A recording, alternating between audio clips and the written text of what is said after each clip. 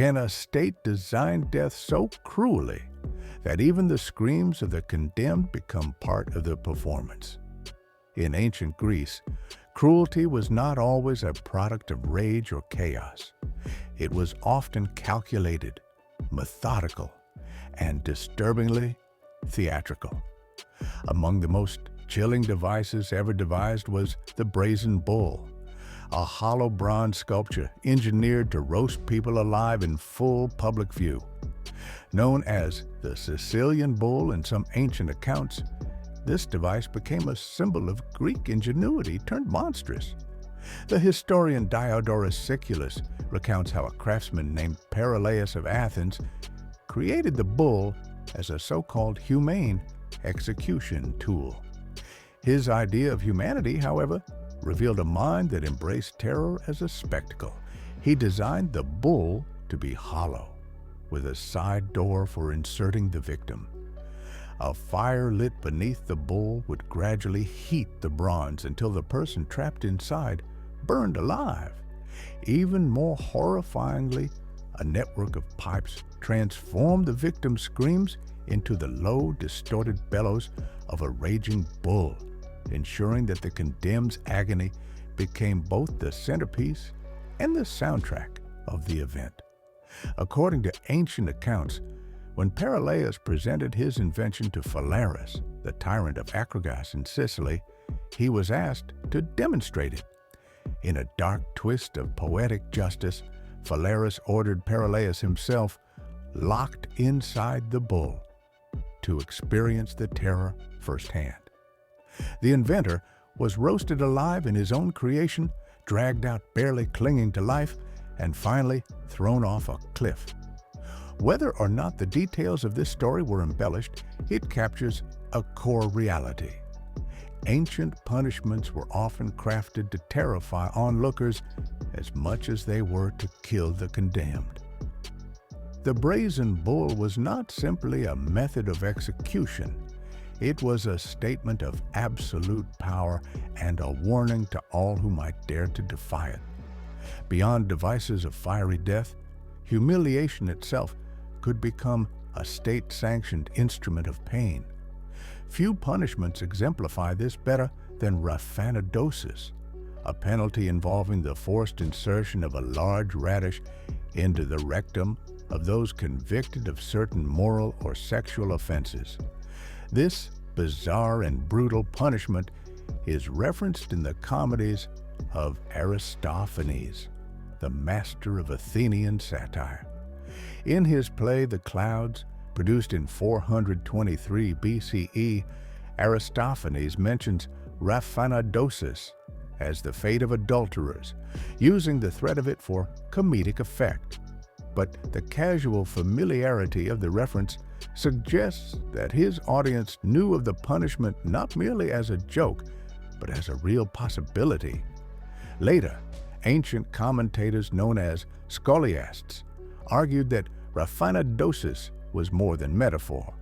It was an actual, if rare, punishment used in Athens for violations of deeply held social norms.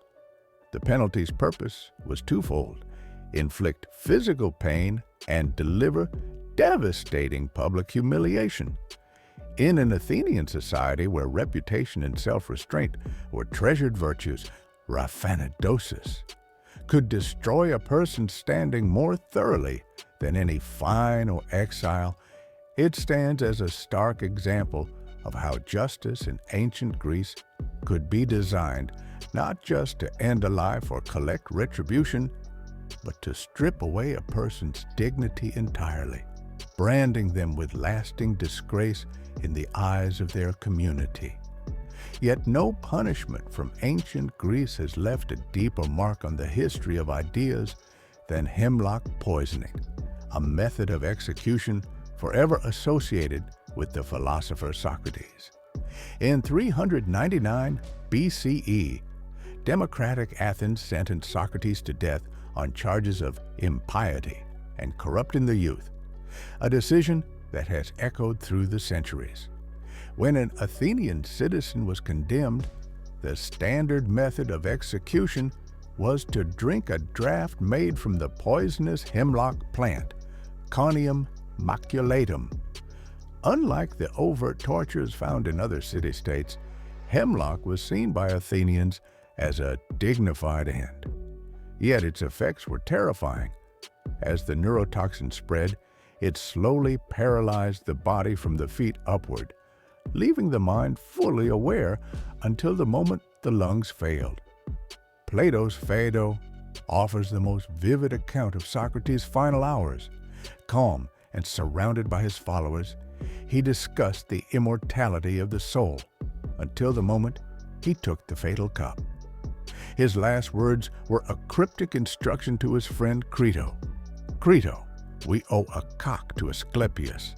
See to it and don't forget, a line scholars interpret as suggesting death was a kind of healing or release. Socrates' execution was carried out with clinical precision, a reflection of the Athenian commitment to legal process, even when that process meant ending the life of their most brilliant thinker. There was no mob, no spectacle of blood, only the quiet horror of paralysis and the slow extinguishing of breath.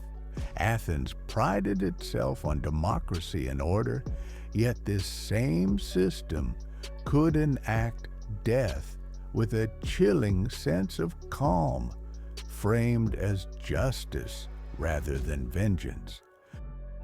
When the state sought to deliver a punishment more visibly scarring, it sometimes chose blinding, a form of mutilation meant to permanently incapacitate and humiliate.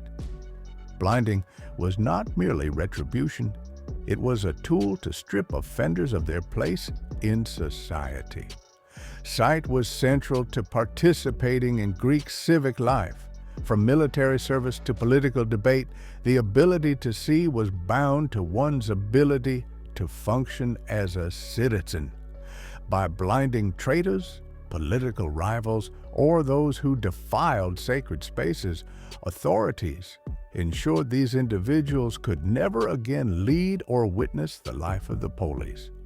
Hot irons or sharp tools were used to sear or gouge the eyes until permanent blindness was inflicted.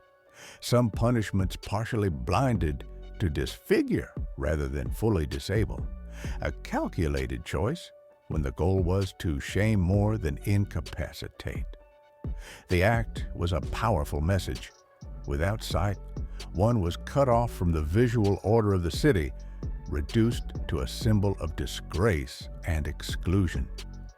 For crimes that struck at the heart of the community, punishment sometimes came not from a judge or an executioner, but from the hands of the people themselves. Stoning, or lithobolia, turned death into a communal ritual, used in some Greek city-states for offenses like sacrilege, heinous treason, or severe blasphemy. Stoning embodied a collective rejection of the offender. The condemned was dragged to a public space outside the city walls or to a designated execution ground where citizens gathered to throw stones until the person died. Unlike solitary executions, stoning was designed to unite the community in judgment, reaffirming shared values through shared violence. Though stoning is more closely associated with Near Eastern legal codes, early Greek laws, such as Draco's harsh code of the 7th century BCE, suggest it was employed for the gravest offenses. Aristotle noted that Draco's laws demanded death for even minor crimes, reflecting a time when public executions reinforced social order through collective participation. The agony of stoning was drawn out, the condemned dying slowly under a rain of rocks, stripped of life and belonging. Refusal to bury the body within city limits could deepen the condemnation, symbolizing permanent rejection from the community. Stoning was more than execution. It was ritual purification, a way for society to cleanse itself of perceived moral contagion. Most chilling of all were punishments that offered no spectacle, only silence and oblivion. Starvation in the pit was one such fate, reserved for traitors and enemies of the state. In Athens, the Barathron was a deep, jagged pit outside the city used to dispose of those deemed unfit for society. Some were thrown to their deaths immediately. Others were left to die slowly of hunger and thirst. Once cast into the pit, the condemned vanished from the world, their suffering hidden in darkness. There were no crowds to watch, no final words recorded, only days of isolation before death. Ancient commentators on speeches by orators like Demosthenes described the Barathron as the final stop for those who betrayed Athens.